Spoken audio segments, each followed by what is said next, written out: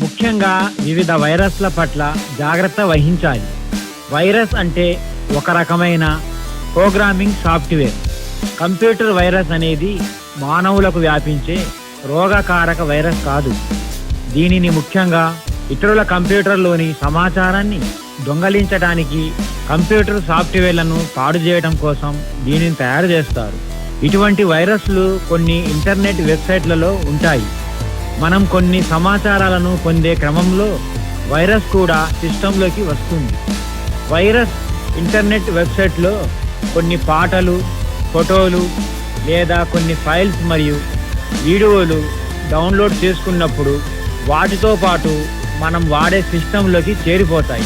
దీన్ని సవరించడానికి చాలా రకాల యాంటీవైరస్ అనే సాఫ్ట్వేర్లు అందుబాటులో ఉన్నాయి.